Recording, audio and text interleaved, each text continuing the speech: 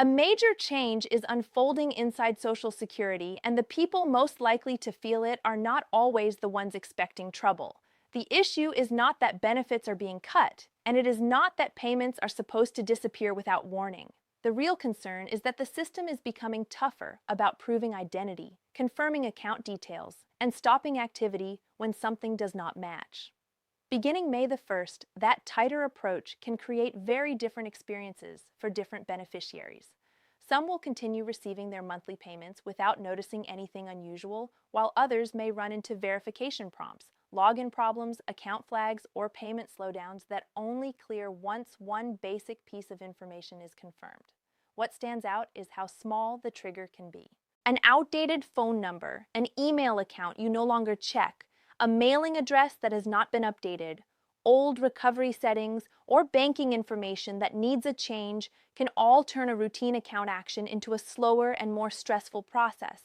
The important point is that this is not designed as a benefit reduction. Your Social Security payments are not being lowered or taken away because of this update.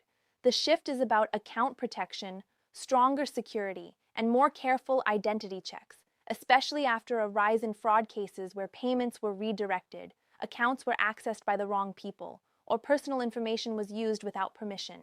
Social Security is responding by making sure that the person trying to access, recover, update, or change an account is actually the rightful owner. Here is where it gets interesting. The people who stay slightly ahead of the system may never feel the change at all, because if an account is current, reachable, and easy to verify, many of the new checks happen quietly in the background. But if the system needs to confirm something and the information on file is old, incomplete, or unreachable, the process does not simply keep moving as before. It can pause, slow down, or become harder to access until the missing confirmation is resolved. That is why the biggest mistake right now is assuming everything is fine without checking. In a more automated and more security-focused environment, the system acts on the information it already has. It does not wait patiently for someone to notice that an old phone number, an unused email address, or a forgotten login has become a problem. Actions that once felt simple, such as changing an address, updating direct deposit, recovering access to an online account, or confirming account information, may now require extra steps. In some situations, that may mean entering a code, verifying contact details, or completing a more detailed identity review. In other situations, it may mean using a secure login platform or visiting an office in person. The reason delays start is usually not that something is wrong with the benefit itself. It is that something connected to the account cannot be verified quickly.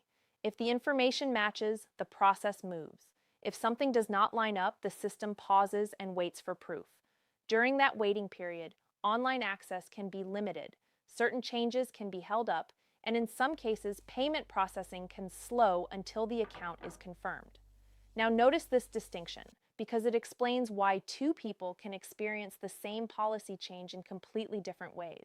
A beneficiary who regularly checks their account, keeps contact information updated, uses a current phone number and email, and knows how to access their secure account may pass through the transition without a single visible disruption. Another person, especially someone who has not updated information in years, has never created an online account, relies only on mailed letters or phone calls, or assumes that no notice means no issue, may be far more vulnerable to delays. The system is not necessarily going to send repeated warnings in a way that forces attention. If a verification request is issued, it expects a response within a certain window. If that response does not arrive, things may not collapse immediately. Instead, they may quietly slow down, pause, or become more difficult to fix. By the time many people realize something is wrong, they are no longer preventing a problem. They are trying to solve one under pressure. That is why the real question is not simply whether this change is happening, but which side of the transition you are on. The side that checks and prepares early, or the side that only reacts when a payment, login, or account change becomes complicated. The practical steps are not complicated, but they matter. Start with the basics. Your phone number, email address, and mailing address should be accurate, active, and accessible. These details are often the first place the system goes when it needs to verify a request. If a code goes to a phone number you no longer have, or an important message goes to an email account you stopped using, the verification attempt may not fail in a dramatic way. it may simply stall. That stall is where delays begin. Next, make sure you can actually log into your Social Security account without trouble. Many people do not think about access until they urgently need it, and that is exactly when forgotten passwords, outdated recovery options, or security questions from years ago become major obstacles. Under a stricter system, recovering access can take longer than it once did, so it is far better to check access while everything is calm. Log in, confirm that the account opens properly, review the recovery settings, and make sure the contact methods attached to the account are still usable. That small step removes one of the most common points of failure. Another key detail is whether you have an online account at all. If you have never set one up, now is the time to seriously consider it because more verification notices, account updates, and service steps are moving through digital systems. That does not mean every person will be forced to handle everything online overnight, and it does not mean phone calls or in-person help vanish completely, but it does mean that relying only on phone support or paper mail can leave you a step behind when quick action is needed. Social Security is moving toward a digital-first model, where more account management, more updates, and more identity checks are routed online. From the agency's point of view, that can be faster, easier to monitor, and more secure. From a beneficiary's point of view, it changes the way routine business is handled. In the past, many people could make a call, answer a few questions, and finish an update in minutes. That familiar convenience is fading for more sensitive actions because the system now prefers verified digital access when stronger identity proof is needed. This is where the story shifts from a simple account reminder to a larger transition.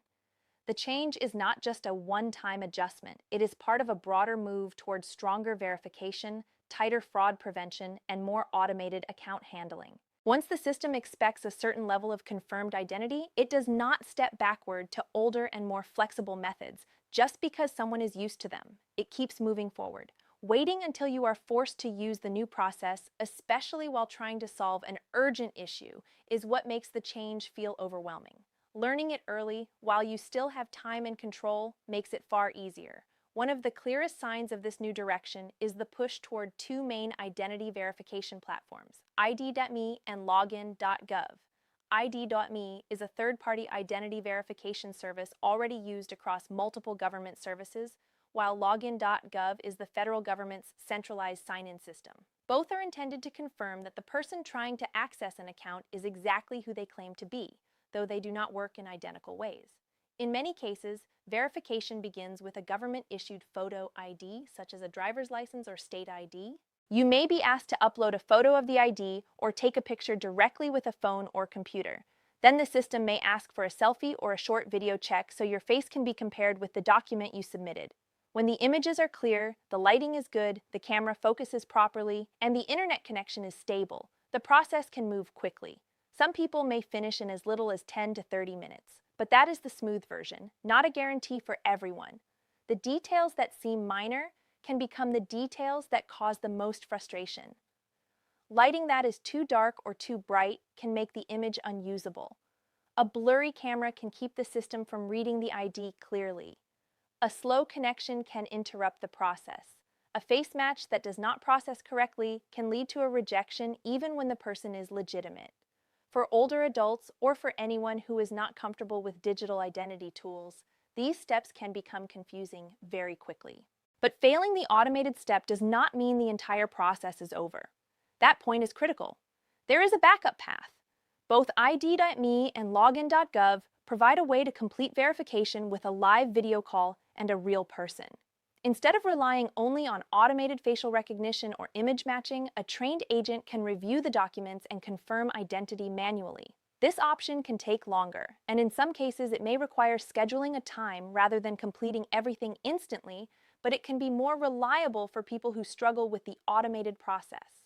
And for anyone who does not want to rely on online verification, there is still the How are we option to doing with the visit a Social deductions? Security We're almost office there. and Just checking complete the this. process in And the person. medical For expenses? that, Yes, a got valid it. photo ID is needed, and it is wise to bring the Social Security card if possible. The trade-off is time. Offices can be busy, and wait times can vary widely depending on the location. Calling ahead or scheduling an appointment online can turn a long and uncertain wait into a more manageable visit. The point is not that the system is trying to block legitimate beneficiaries. The point is that the responsibility has shifted. Instead of everything being handled passively in the background, there are now moments when you may need to actively respond, prove identity, and choose the verification method that works best for you. Knowing those options before a problem appears gives you control over the process. Another part of the change that is catching many people off guard involves phone support. For years, calling Social Security was the familiar solution for nearly everything. People used the phone to check benefits, update addresses, ask questions, and in some cases make sensitive changes after answering verification questions. It was familiar, personal, and often easier than navigating a website. But the more secure system is changing what phone calls can accomplish, especially for the most sensitive account actions. Updating direct deposit information is one of the clearest examples. A change that once could feel like a straightforward phone call may now be restricted unless identity has already been fully verified through a secure method. The reason is direct. In the past, fraudsters were able to impersonate beneficiaries over the phone and redirect payments into different bank accounts. Even security questions were not always enough to stop someone determined to get through, so the system is moving away from voice verification alone and requiring stronger proof before allowing high-risk changes. For beneficiaries, that means a call by itself may no longer be enough when bank information or other critical details need to be changed. The process may have to go through a verified online account or be completed in person. This is where the new reality becomes very practical. Imagine needing to update bank details quickly because an account was closed, changed, or compromised, and expecting to solve the issue with a short phone call, only to learn that additional verification is required first. That delay is not necessarily a system failure. It is the result of a process that is being guarded more carefully than before. The better prepared your account is, the easier those moments become. If your identity checks are complete, your secure access is working, and your information is already current, updates can move much more smoothly. But if you wait until the exact moment you need a sensitive change, the extra steps can feel much more stressful. Building a few simple habits now creates a buffer. Check your account occasionally so you can see any notices or requests before they become urgent. Respond quickly when verification is requested, because a fast response can be the difference between a seamless update and a delayed one. Keep important documents and information ready, including your valid ID, account login access, current phone number, current email address, and accurate mailing address. These are not complicated tasks, but they protect you from scrambling when time matters. The same principle applies to families and caregivers, because this shift does not affect only individual beneficiaries. In many households, one person helps manage another person's Social Security matters. An adult child may help a parent, a spouse may handle finances, or a trusted relative may make calls, organize paperwork, and assist with account updates.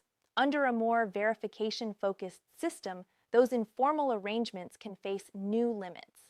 If someone is officially registered as a representative payee, that role is still recognized and the person continues to have authority to manage benefits. Even then, updated verification steps may still be required, especially when accessing accounts online or making certain changes, because the system still needs to confirm who is acting and why. The more difficult situation involves informal helpers. Someone may have spent years calling on behalf of a parent, answering questions, handling forms, or helping with updates without trouble. Going forward, that type of informal access may not work the same way. Particularly as phone-based changes become more limited and secure, digital verification becomes the standard. This does not mean families can no longer help. It means proper authorization is becoming more important. A representative payee arrangement or a durable power of attorney can make a significant difference because these tools help establish who is allowed to act within a system that now requires stronger proof.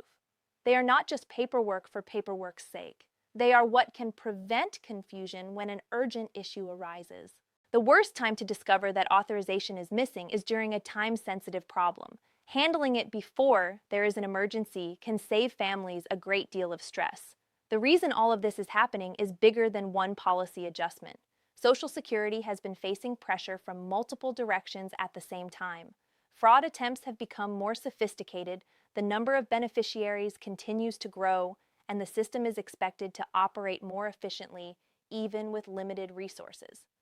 Stronger security and more digital processes are the answer being built into the system, because digital identity verification can be checked more consistently and account activity can be monitored more closely. But there is a trade-off. As the system becomes more secure, it also becomes less flexible in the ways people have grown used to. That gap between the old method and the new expectation is where many delays begin. People who recognize the shift early tend to adjust with less trouble. They update information, set up access, learn the platforms, and understand what to do before they are forced to do it. People who ignore the change because everything appears normal may end up trying to catch up, while a request is already pending. That is why this moment matters. This is not necessarily the final form of the transition. More processes may move online, more updates may depend on verified access, and verification standards may continue to tighten. Staying informed is not only useful for the current change, it also makes future changes easier to handle. There is also a risk that rises whenever official systems change, and that risk is scams. When people hear about verification, account protection, and possible payment delays, confusion creates an opening for criminals. Scammers know that if they sound urgent enough, official enough, or frightening enough, they may convince someone to act before thinking. Their tactics can be very specific. A caller may claim to be from Social Security and say there is a problem with an account, a threat to benefits, or an urgent need to verify information immediately. They may ask for a Social Security number, bank information, a password, or a code that was just sent to a phone. Some may use threats, claiming payments will be suspended or legal action will follow unless the person responds right away. Others may send emails or messages with links that look official but lead to fake websites designed to steal personal information. The rule to remember is simple. The real Social Security Administration will not unexpectedly call and demand sensitive personal information such as a full Social Security number, a banking password, or verification codes over the phone. It will not threaten immediate arrest, and it will not demand urgent payment to protect benefits. When something legitimate is required, it is handled through official channels, such as a secure account or formal communication that can be verified directly. If a message, call, or email feels too aggressive, too urgent, or even slightly unusual, the safest response is not to engage. Do not click links, do not share information, and do not try to solve the issue through a phone number or website provided by the suspicious contact. Instead, go directly to the official Social Security website by typing the address into the browser yourself, or contact a local office using verified information. That extra step may seem small, but it cuts off the scammer's path. This matters even more because scammers may now copy the language of legitimate verification. They may mention account updates, identity checks, payment protection, or new security steps. The difference is how they pressure you and what they ask for. Real systems provide clear pathways and time to respond. Scammers try to rush people before they can think. So protecting yourself from fraud is part of the same larger goal as updating your account, keeping control of your information, and making sure benefits stay where they belong. When everything is put together, the most important actions are much simpler than the overall change may sound. You do not need to master every technical detail or watch every small policy adjustment around the clock. You need accurate basic information, reliable account access, and a habit of responding when legitimate verification is requested. Those three things prevent many of the issues people run into during transitions like this.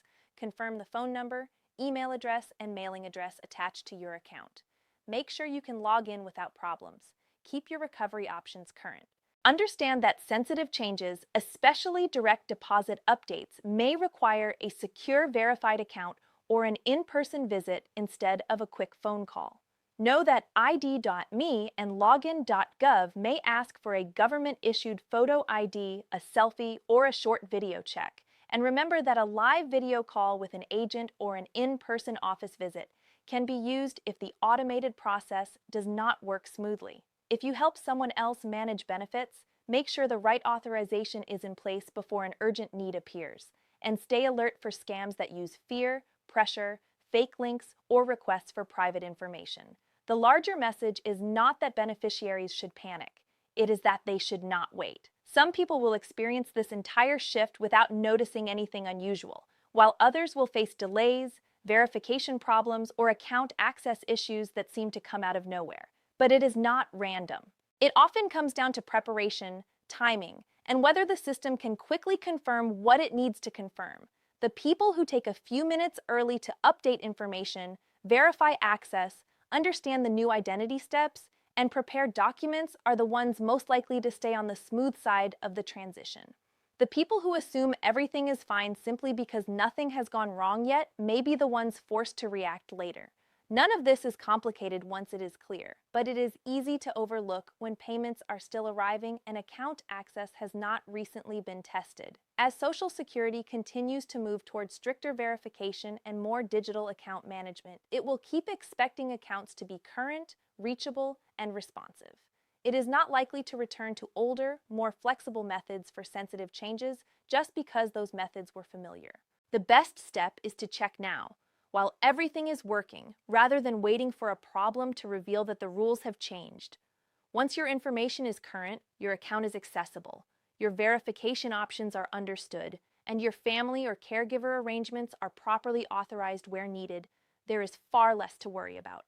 Benefits can continue, access can remain intact, and future updates become easier to manage. The common mistakes in this transition are usually simple ones, and that is exactly why they can be so easy to miss.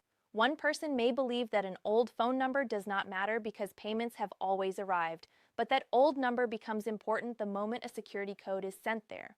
Another person may think an online account is optional because paper mail and phone calls worked for years, but that lack of digital access becomes a problem when the fastest route to verification is through a secure login. Someone else may wait to update direct deposit until a bank account changes, only to discover that phone support no longer handles the request as casually as it once did. Families can make the same mistake when they assume that helping informally will always be enough, even though a more secure system may require recognized authorization before a relative can act effectively. These are not dramatic mistakes, and they are not signs that someone has done anything wrong. They are ordinary habits from an older system meeting a newer process that is stricter, faster, and less forgiving when details are missing. That is why the best approach is calm preparation, not fear. Look at the account while there is no emergency. Confirm that the contact information is not only correct but actually usable. Test the login before it is needed. Make sure recovery options still point to a phone number or email address that can be accessed immediately. Understand the basic identity verification path before a sensitive change has to be made. Keep a valid photo ID available, and remember that automated verification is only one route, because a live video call or an in-person office visit can be used when the digital process does not go smoothly. For caregivers and family members, do not wait until a payment issue, access problem, or urgent update forces a rushed conversation about authority. If a representative payee role, durable power of attorney, or other formal arrangement is needed, dealing with that earlier is far easier than trying to prove authority after the system has already paused a request. The same calm and careful mindset applies to scams. A real security update does not mean every urgent message is real, and it does not mean anyone should hand over private information because a caller sounds official. The more people hear about verification, the more important it becomes to slow down, check the source, and use only official channels. If someone pressures you for a full Social Security number, banking password, verification code, urgent payment, or immediate action under threat of arrest or suspension, that is a reason to stop, not a reason to comply. The safest habit is to separate the message from the response. Receive the information, pause, and then go independently to the official SSA website or a verified local office contact rather than using the link, number, or instructions supplied by the suspicious person.